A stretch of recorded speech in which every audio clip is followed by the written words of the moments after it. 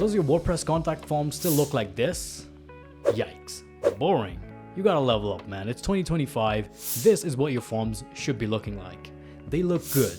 Fantastique. They morph to your user's input, and whenever anyone fills it out, it sends out a notification to you, and not just that, it sends out a response back to the users as well, depending on what they have filled out within the form. And suppose you want to pull all that information from your WordPress website into other platforms like Google Sheets, Docs, etc., then you can do so as well. This is the exact form I've created. Let me show you how everything works. Now, I must preface by saying this is not a complete tutorial. If you want a step-by-step process, then you can check out the video linked down in the description below. But yeah, in this video, I'll just show you how I've set everything up so that you can get a general idea. Let's get started with the video, but before we do, make sure you drop a like, subscribe. If you haven't already, follow me on Twitter, and I suppose let's get started.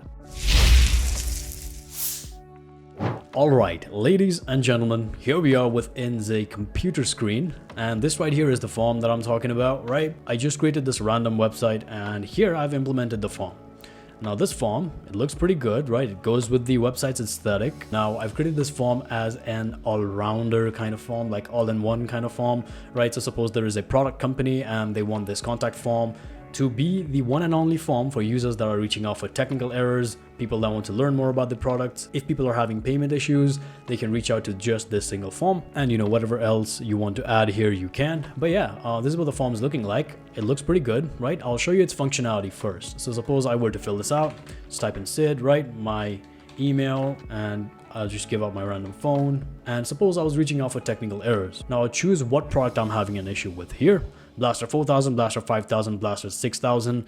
Now when I was writing this, it was just in my mind Dr. Doofenshmirtz from Phineas and Ferb. Yeah, like that's the thing that was coming into my mind. But anyways, that's besides the point, right? So yeah, I would choose my product. I would give them my error. It's my Blaster blasted, right? I don't know, just whatever error I'm having, I would just simply type it out here. And when did I purchase the product? Like, if I had to figure out whether or not the product was still within warranty, I would just, ask them when did they buy the product, and they can select their date from here, right? And this is our form. And if I want to, I can submit it. But I guess before I do that, let me show you the other fields as well. Suppose if I were reaching out to learn more about my products, then I would simply click on learn more about the products.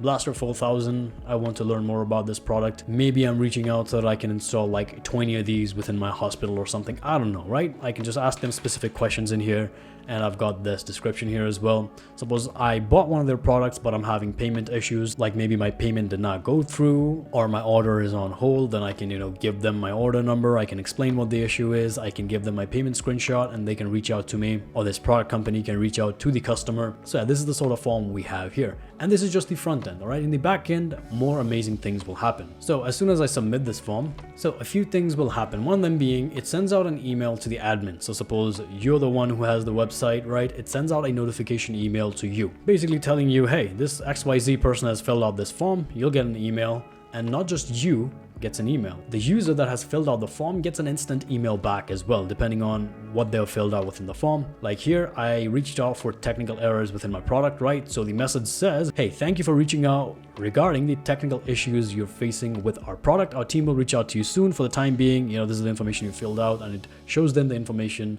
that they filled out within the form. So yeah, and after this, the product team can reach out to them, or the technical team can reach out to them, right? So here, depending on what the user is reaching out about, our email messages crafted in the same way in the backend. Now, suppose I was reaching out to this company with my payment issues, then I would simply, give them my order number here, and I would upload a random file, and I would give them my payment screenshot in here. I would maybe try to explain them what the issue is, and I would submit this form.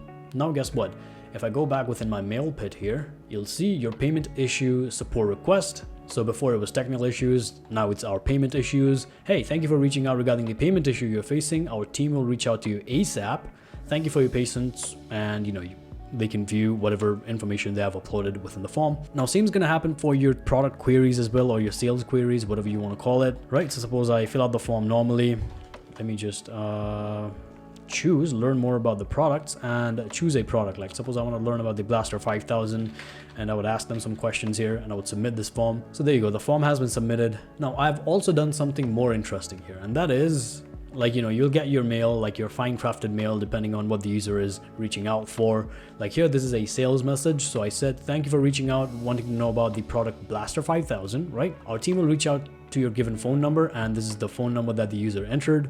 In the meanwhile, here are a few videos if you want to watch. And since this right here is a sales query, you want to be quick, right, when you're reaching out to the user. So what you might also want to do is you might want to export all this information to a Google Sheet, and you want to give this to your sales team. Like, that makes things super easy. You don't have to give your sales team the access to the back end, right? Like, you can just map all the information here, and your sales team can just monitor this Google Sheets doc, and they can ring up the users right on their phone. So this is something I've set up as well. Now let me show you in the backend how I've set everything up. So first of all, from here within my WordPress backend, I'm using the Everest Forms plugin. If you don't know about the Everest Forms plugin, you're in for a ride, my friend. One of the best free form builders out there. It gives you a lot of features in the free version.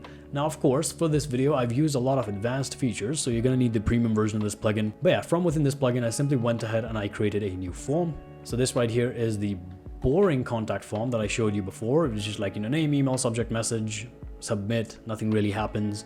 This right here is our not boring advanced contact form. So let me go ahead and show you what things I've done here. So first of all, you can use a plethora of different fields in here, right? So I used one of the first name fields. I renamed it to name here. I've got a phone field, an email field, and I've got this checkbox field, or a radio field, my bad, where people can choose what sort of error or issues they're having. And after that, depending on the user's input, I've shown or hidden these fields. So Everest Forms has this feature called conditional logic, with which you can show or hide different fields, and you can do many other things. So yeah, one of the features of conditional logic is that you can show or hide certain rows.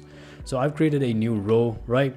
And this row right here is what will be shown to the user if they select technical errors. This row is what will be shown to them if they select learn more about the products. And this row is what will be shown to the user in the front end if they select payment issues. And now, how do you show or hide this field? It's really simple. You click on your row setting right here and you set up a conditional rule. Right now, I have a conditional rule where this entire row will only be shown if the field, what do you want help with, is selected to technical errors, right? This is the only condition in which this row will be shown, and I've done similar things for this one as well.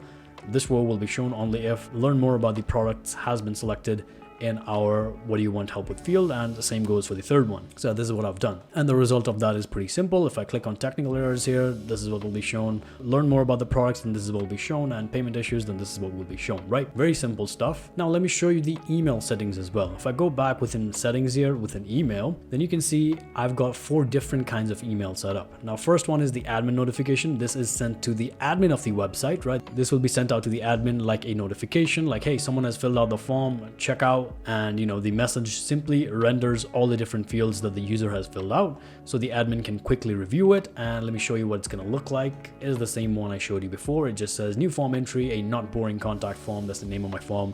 Don't mind it, but yeah, it just renders out all the information here, right? Pretty simple stuff. Now I've set up 3 other kinds of emails as well. First one being technical issues email. So if the user selects technical issues, then this is the email that I'll be sending out to the user. So here in the to field, I've mapped the email field that we have within the contact form. So yeah, whatever email the user fills out, this email template or this email notification will be sent out to that email, right? From name, from address, pretty simple. And here I've crafted the email subject as per the inquiry type, right? So your technical support request, Zamka Interiors. So that is the name I gave for this imaginary site, Zamka Interiors. Don't mind it. But anyways, the message says, hey, thank you for reaching out regarding the technical issues you're facing with our product. Our team will reach out to you soon. For the time being, you can check out the information, right? So this is the message I've crafted for like technical specific queries. And here I've also set up a condition. I've enabled conditional logic, and I've made it so this email is only sent if the field what do you want help with is technical errors. Then and only then this email will be sent to the user. Now suppose the user selects I want to learn more about the product, then this email is what will be sent to them. Now as I said before, the email field has been mapped here in the to address, and here within your email subject I've said product inquiry request. So I've crafted the subject in the same way, and I've also crafted the message in the same way. So here I've done more things. I've used something called the smart tags to basically pull whatever information that the user has selected in the form within our message. So here it says, hey, thank you for reaching out. Really appreciate you wanting to know about our product. And here I'm pulling the field value of choose the product you want to learn more about. And let me show you what it's going to look like. Product inquiry request. Thank you for reaching out. Really appreciate you wanting to know about our product Blaster 5000, right? So Depending on the information that the user has filled out, this information will be changed. Suppose they selected Blaster 6000, it would show Blaster 6000 in here. Really simple stuff. You'd simply click right here on your smart tag field and you would select the field from which you want to pull the information, and the information will be pulled right here. Very simple stuff, right? Our team will reach out to a given phone number, and I just pull their phone number with this smart tag as well. Simply click right here and select the phone field, and the information from the phone field will be pasted in here. It's going to look like this, like, your phone number, and this will be the phone number that they've filled out. And yeah, I've crafted a message in a similar way with videos to the products, etc., etc. Very simple stuff. And then finally I enable conditional logic, and this email will only be sent if learn more about the products is what they've selected within our form. And finally, same with payment issues. I've crafted a similar sort of message for payment specific queries, a similar subject, and I've enabled conditional logic here. So if the user selects payment issues, then and only then this email will be sent to them. And oops, it seems I made an oopsie here. You're gonna have to map the user's email field in here. So select the smart tag field and just select the email field. So whatever information the user fills out within the email field in your form, this email notification will be sent to that. So yeah, that is it. Save this. Now this is the backend side of things, right? We'll get back to Google Sheets in a bit. Let me show you how I customize this form to go from looking like this to looking like this. Like this goes with the site's aesthetic, certain colors, the font, etc. So how did I do this? Really simple. Everest Forms has this thing called Style Customizer. And if I click on this, it will open up a customizer like interface for you, from where you can, make changes to the form's style. So I can simply go in here, I can choose the color palette. I have this earthly warm color right here. If I want to change to other different colors, I can do so, but yeah, this is my vibe, so I'm just going to be selecting this. You can create other such color palettes as well. Besides that, if you go here within general, you can change the font, right, your form's container. If you want to add like margin, pattern, background image, etc., you can do all that from in here. Like you can really customize it. It's like file upload styles, we've got this as well. So let me show you what that's going to look like. Within payment issues, I've got this file upload field. Suppose I want its border type to be dotted rather than dashed, then I can change those from in here. And yeah, you can do the same for your buttons, for your other typography options. There's other styles for buttons as well. Like from here, you can choose the border type, border width, like a radius. I generally use a higher radius. Let me just do 5. Sure, I'll just save it as it is for now. Go back, you can do your typography options, right? You can do all these different stuff. You've also got different field styles. This is the one option I totally skimmed over. I don't know why. Suppose I wanted something dashed. I can do something like so right here. Solid is fine. I think I was using inset in here. Yeah, this looks good. This is what I was using. So this is how you would customize your form, right? Now, as I said before, this is not a complete tutorial. If you want a complete tutorial, video is linked down in the description below. I show you how to create this form step by step, so you can go check it out. This is just me showing you how this form is created. So yeah. You can also customize the different form messages in here, like if the form has been successfully submitted, like, what's the typography option, etc., etc. Your error message, what it should look like, and finally your validation message for like your fields. If someone does not fill out the phone field, then what would you show there? Like what is the styling of it going to be? Like all those things, you can manage it from here. Now, if you are a wizard who knows CSS, you can also add like additional CSS in here like I did. Now, this is a very basic code I've written down. Don't go on the code, but this is just me showing you that you can add additional CSS as well. So now that we've done, let's go ahead and let's figure out the final piece of the puzzle. And that is, how did I do this? How did I make it so whatever information is filled out within the form is sent out to a Google Sheet as well? I think this is the most interesting bit. Now for this as well, Everest Forms has an add-on for your Google Sheets. So if I just type in Google Sheets within Everest Forms add-ons menu, then yeah, they have this integration here with Google Sheets. And if I click on this gear icon right here, then you can see how this thing is set up. Sadly, it seems I can't show you, but you're going to need client ID and client secret. Setting it up is pretty simple. You just need a Google account and you would go over to console.cloud.google.com. You'd go over to APIs and services. And from in here, you would simply enable the Google Sheets API. As I said before, this is not a complete tutorial. This is just me showing you how I created this. If you want a complete tutorial, links down in the description below. I show you how to create this thing step by step, so you can go check it out.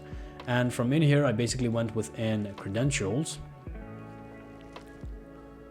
And from in here, I created this API credential. And after that, I just simply copied this client secret, client ID, and I added my website URL as the authorized redirect URL. Once I did this, I simply went back within Everest Forms. I pasted in the client ID, the secret, And once the authentication was created, I simply went back within my form, and from within the integrations menu, I simply mapped the different fields as per this EVF exports sheet that I created within my Google Drive. So I created the sheet, I created this table within, and after that I gave it the fields: name, email, phone, inquiry type, product, user message. Now since I created this sheet, keeping in mind the sales queries, I had limited fields in here, and I just went back and I mapped the fields in a similar way.